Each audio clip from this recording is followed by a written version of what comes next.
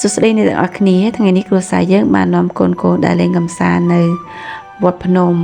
ដែលជាបេះដូងនិងជាកន្លែងកំណើតនៃរាជធានីភ្នំពេញ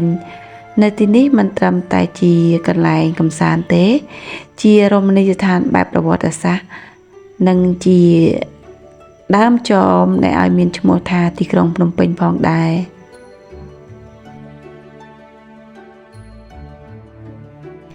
តើអ្នកទាំងអស់គ្នាដឹងទេថាកាលពីជាង600ឆ្នាំមុនពោលគឺនៅក្នុងឆ្នាំ1372ទីតាំងដែលយើងកំពុងដើរនេះគឺជាតំបន់ទំនាបលិចទឹកថ្ងៃមួយមានស្ត្រីម្នាក់មានទ្រព្យសម្បត្តិស្រុកស្ដំឈ្មោះថាដូនពេញក៏បានឃើញដើមកុកីធំមួយអណ្ដែតនៅតាមទឹកទន្លេពេលដែលស្រង់ស្រាប់តែឃើញព្រះពុទ្ធរូប4អង្គនិងទេវរូបថ្មមួយអង្គនៅក្នុងប្រហោងឈើនោះចេញដោយសេចក្តីជាស្លាលោកយាយពេញក៏បានខៀងកូនអ្នកស្រុកមកពូនធ្វើជាដីភ្នំតូចមួយឡើងដើម្បីតម្កល់ព្រះវិហារនិងតម្កល់ព្រះពុទ្ធរូបចាប់ពីពេលនោះមកទីនេះត្រូវបានគេហៅថាភ្នំដូនពេញរហូតក្លាយទៅជាទីក្រុងភ្នំពេញរបស់យើងសប្តាហ៍ថ្ងៃនឹងឯង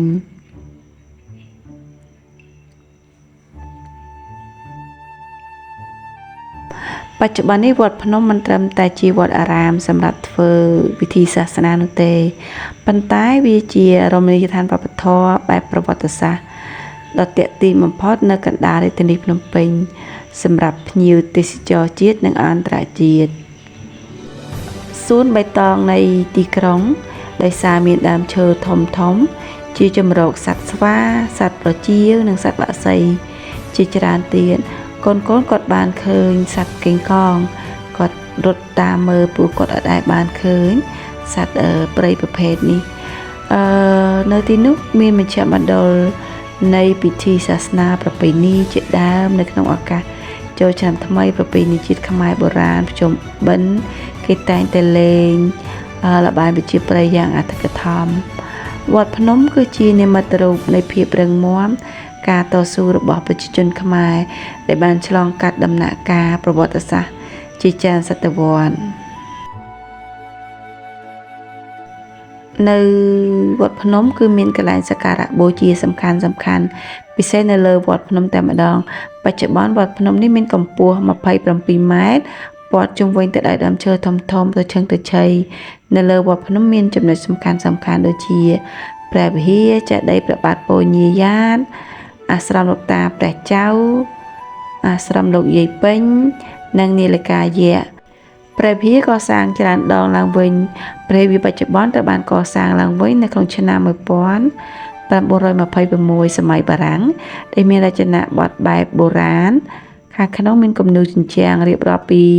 ប្រវត្តិពុទ្ធនិងរឿងរាមកេរ្តិ៍ឯចេតិយព្រះបាទពោធិយាយាតក៏ជាសំណង់បុរាណខ្ពស់ពណ៌ប្រផេះហើយស្ថិតនៅចំពីក្រោយព្រះវិហារផ្ទាល់តែម្ដងវត្តភ្នំនេះមានប្រវត្តិពាក់ព័ន្ធទៅនឹងការផ្លាស់ប្ដូររាជធានីនៅសតវត្សទី15នៅក្នុងឆ្នាំ1431ដល់ឆ្នាំ1434បន្ទាប់ពីការបោះបង់ចោលរាជធានីអង្គរដោយសារតែការលុកលុយពីសំណាក់ពួកសៀមព្រះបាទពោធិយាតឬព្រះបាទបរមរាជាទី1ក៏សម្រេចប្រតិយផ្លាស់ប្ដូររាជធានីមកតាំងទីនៅចតុមុខភ្នំពេញព្រះអង្គបានបញ្ជាឲ្យលើកដីពូនភ្នំដូនពេញឲ្យខ្ពស់ជាងមុនព្រមទាំងកសាងព្រះវិហារថ្មីមួយដែលមានចេតិយធំហើយចេតិយធំជាងគេបង្អស់នៅខាងក្រៅព្រះវិហារសប្តាហ៍ថ្ងៃគឺជាកន្លែងតម្កល់ព្រះបរមអធិធាតុរបស់ព្រះបាទពោធិយាតនិងព្រះញាតិវង្សផងដែរ